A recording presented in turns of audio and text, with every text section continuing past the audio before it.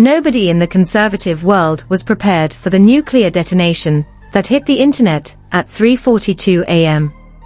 The moment the words "Candace Owens is furious over Erika Kirk Miss USA photo scandal" started trending, it wasn't a story anymore.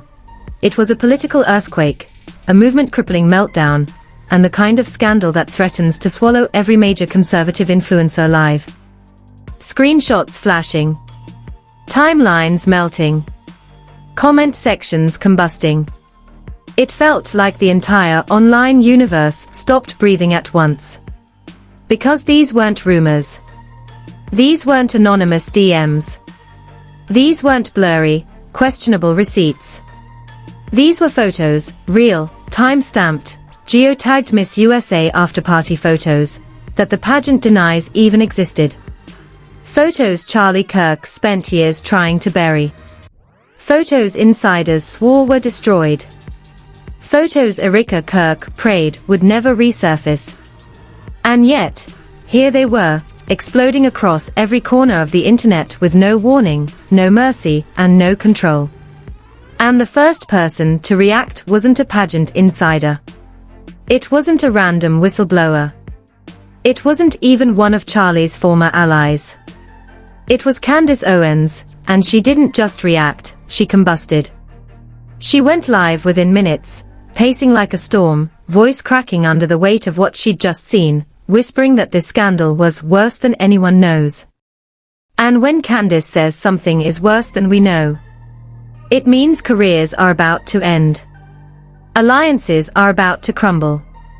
Friendships are about to shatter.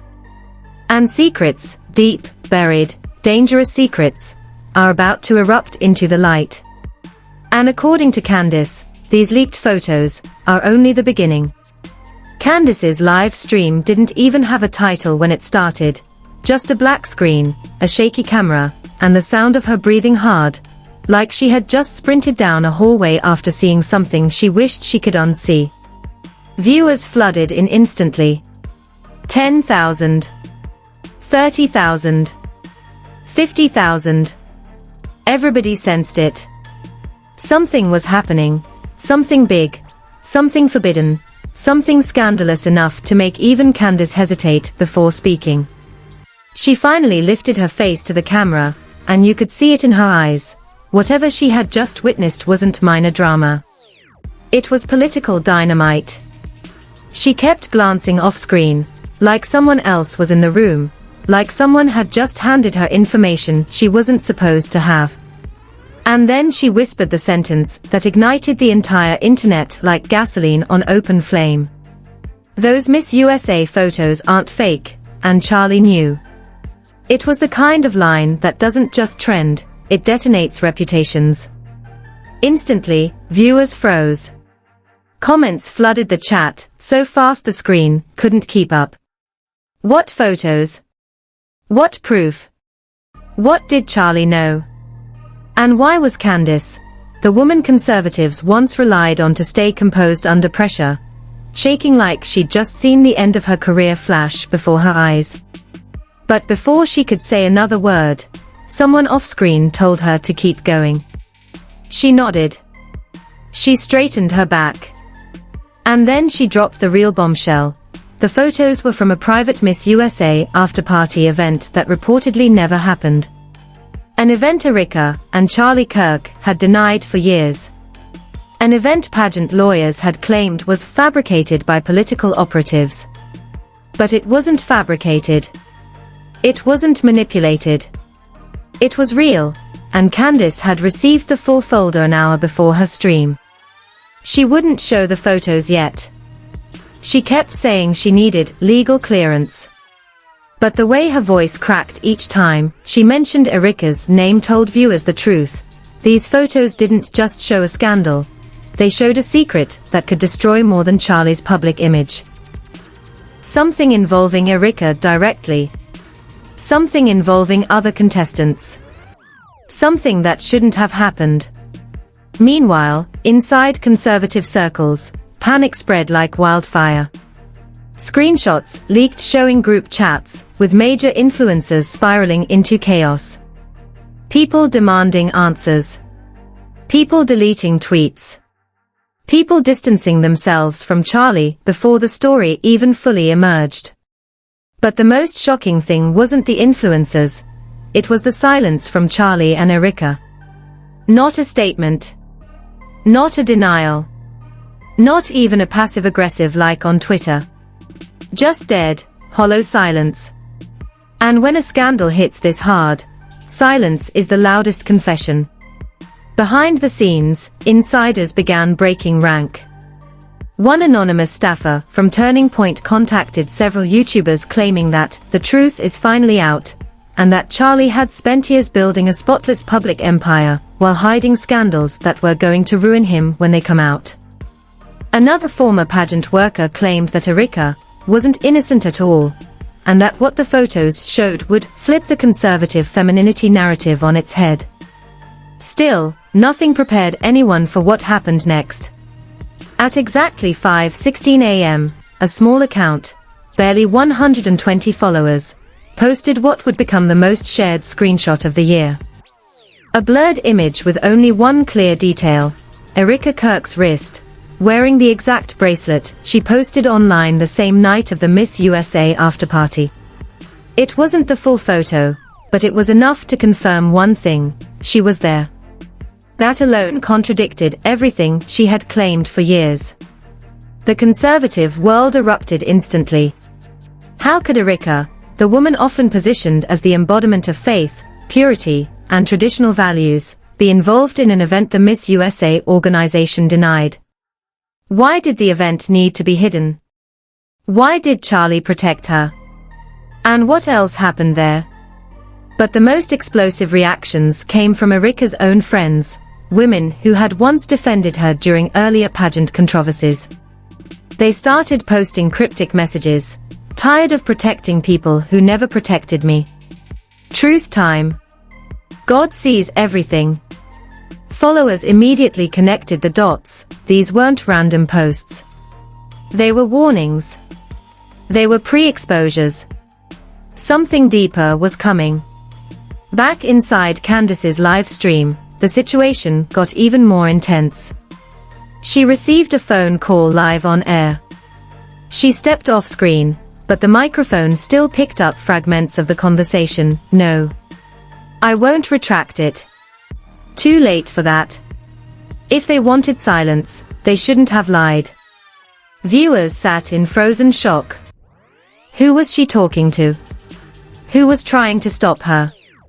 And if the situation was big enough that people were calling her in the middle of her broadcast demanding she back down, then what exactly was in those photos?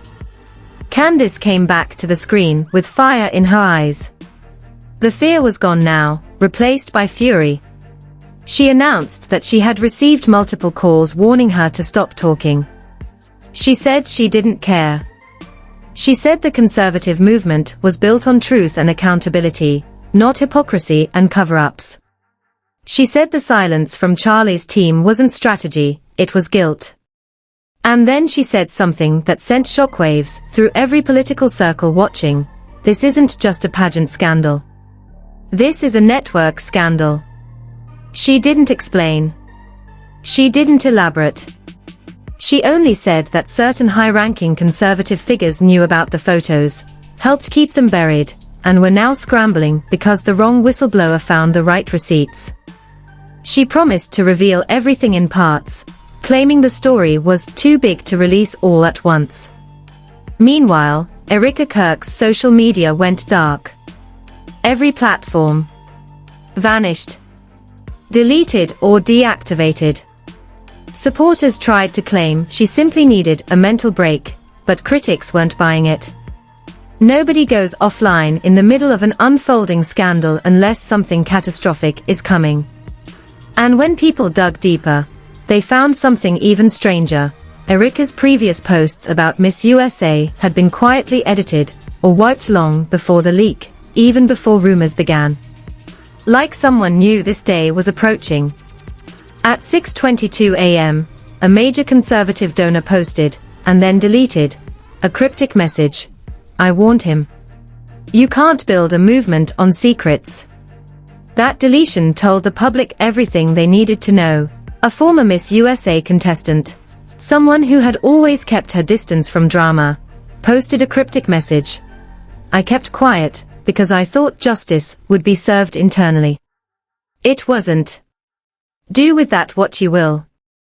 Immediately, speculation exploded. Was she at the after-party? Was she in the photos? Did she know what happened that night? And why did she mention the word justice? Just as the internet started dissecting every letter of her post, Candace finally went live again. This time, there was no shaking camera, no whispering, no hesitation. She appeared calm, composed, and terrifyingly serious, like someone who had already accepted the consequences of what she was about to reveal. There was no intro music, no warm-up monologue. She went straight into it. "I've received 3 folders," she said. "Photos, videos, and internal communications." The chat exploded instantly. Everyone begged her to show something, anything. But she held up her hand and clarified that she couldn't display the files yet, because her legal team needed to redact certain individuals who weren't part of the scandal. But then she dropped the sentence that made even her moderators freeze. "The videos are worse than the photos." Viewers leaned closer to their screens, breath held. She didn't blink. She didn't smile. She didn't sensationalize it. She simply stated it like a fact, which made it 10 times more chilling. She explained that the footage wasn't taken by paparazzi or outsiders. It was taken from inside the afterparty by attendees themselves. Private, casual, comfortable recordings that were never meant to see daylight. And among those casual clips were moments that contradicted everything Charli and Erika had built their brand on. But the real twist came when she described the content. The footage allegedly showed an environment nothing like the family-friendly, faith-driven image pushed by the Miss USA organization and by Turning Point's female leadership initiatives. Instead, it showed behavior considered inappropriate, unprofessional, and deeply hypocritical. Candace didn't describe it in explicit detail, but she didn't need to. The implication was enough. She said Erika wasn't just present, she was participating. Posing. Laughing. Engaging. Behaving in ways that directly contradicted the purity-centered messaging she and Charli promoted publicly. Then Candace revealed the most shocking detail yet. Charli was informed about the footage years ago. A former employee had tried to alert him, worried the videos could be used to blackmail the organization. And instead of taking action, he allegedly buried the information. Deleted emails. Fired the staffer. And issued a directive that no one under any circumstances should acknowledge the after-party ever took place. Candace paused for a long moment. Then she said it clearly, he covered it up. The comment section erupted. Some fans defended Charli. Others demanded receipts. But most were simply stunned that Candace, the conservative movement's most fearless truth-teller, was accusing Charli of orchestrating a years-long cover-up to protect Erika. Meanwhile, the political world outside her live stream spiraled. Several right-wing podcasts scheduled emergency streams. A handful of conservative women's groups publicly demanded an investigation. Liberal commentators watched gleefully from the sidelines. But the conservatives weren't laughing. They knew this wasn't just about a pageant scandal, it was about credibility, leadership, and trust. Charli wasn't just a figurehead. He was the face of an entire generation of young right-wing voters. And if he lied about something this big, what else did he lie about?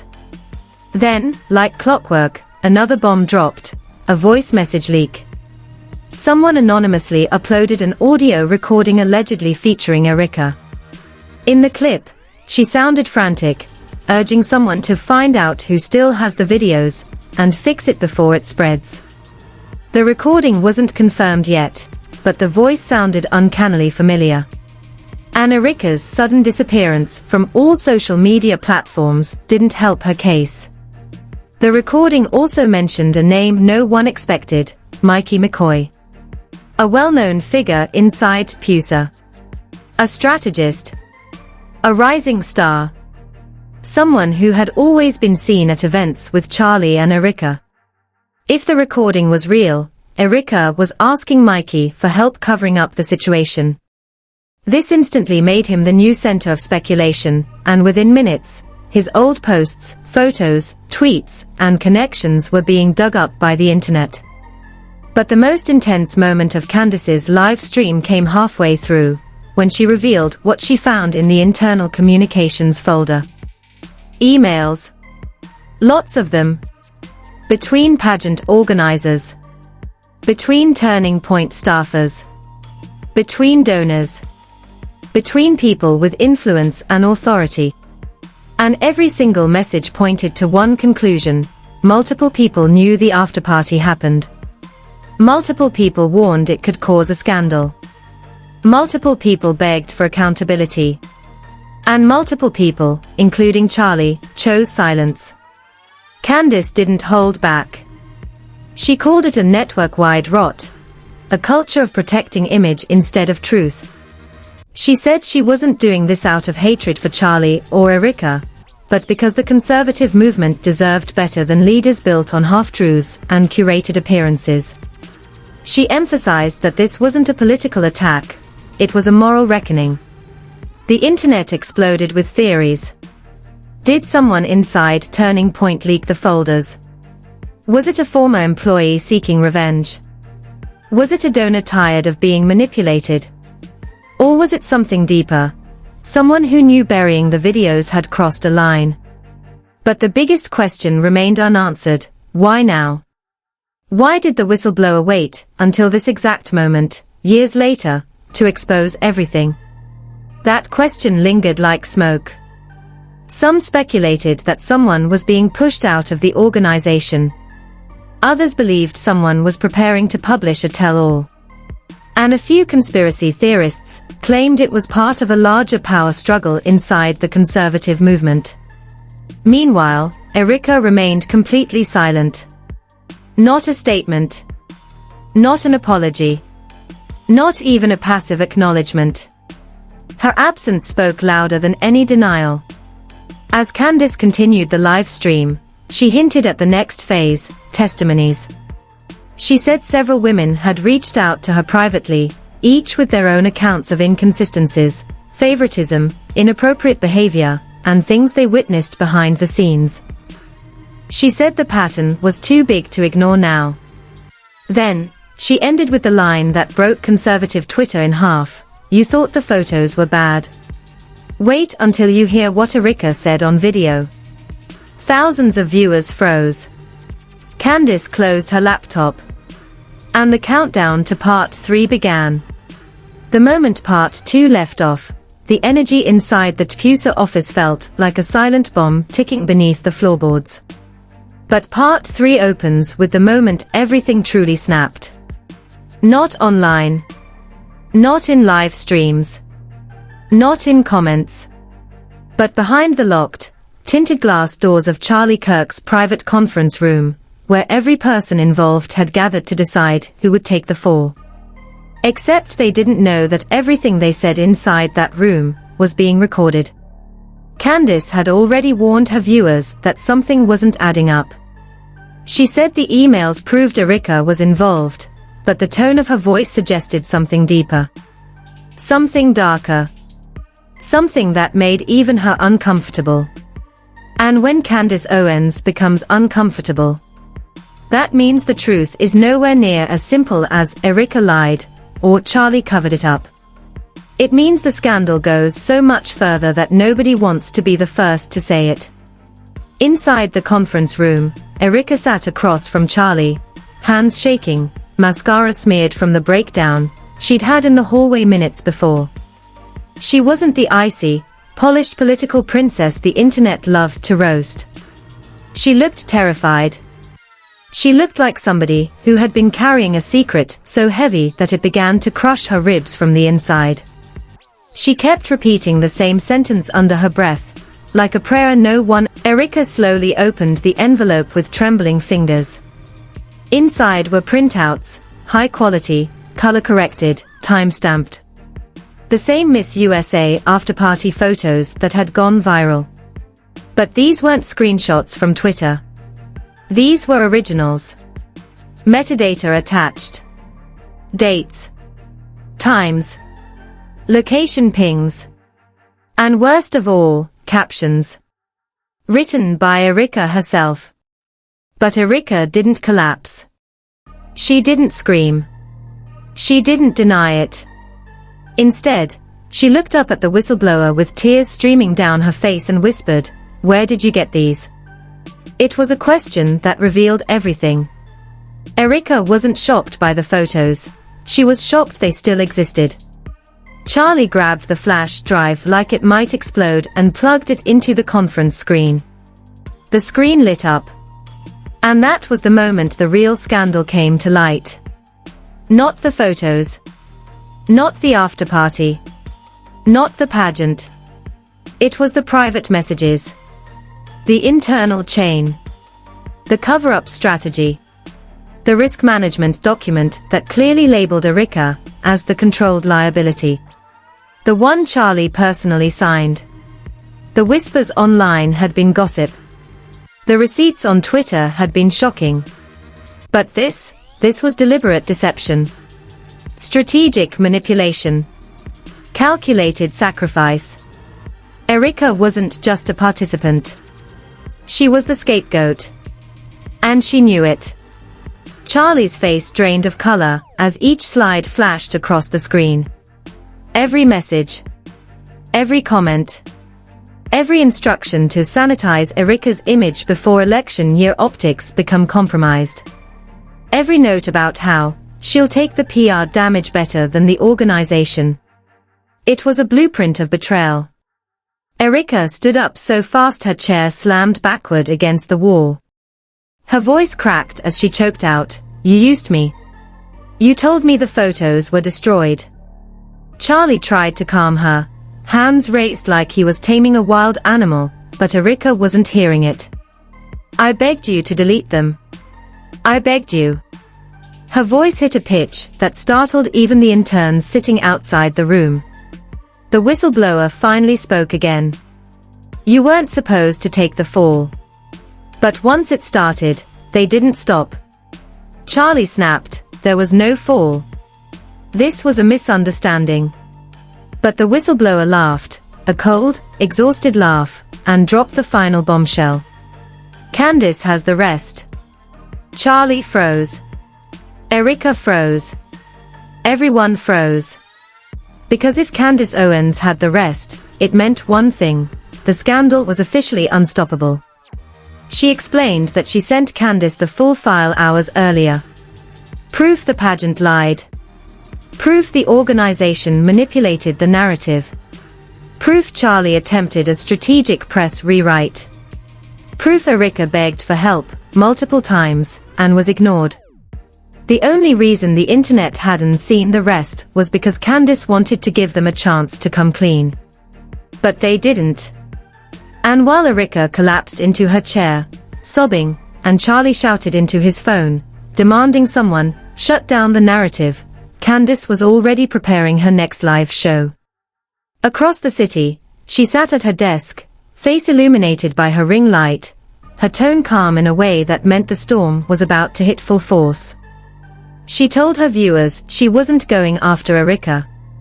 She was going after the people who lied to her, lied to their audience, lied to every conservative woman who believed in them.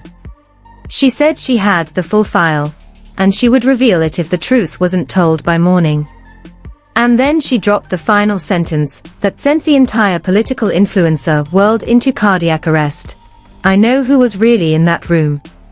The world went silent. Twitter froze. And Erika looked at Charlie with a horror that said everything.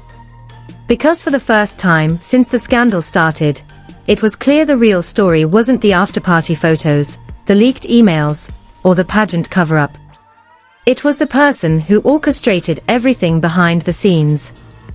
And Candace Owens knew exactly who it was. If you made it this far, then you already know one thing. This story isn't just another influencer scandal, another Twitter meltdown, or another messy political feud. This is the beginning of a civil war inside the conservative empire, and the next 48 hours are going to change everything for Charlie, for Erika, for Candace, and for everyone who thought they were untouchable. The documents are real. The leaks are escalating. And Candace Owens is sitting on a file that could end careers before sunrise.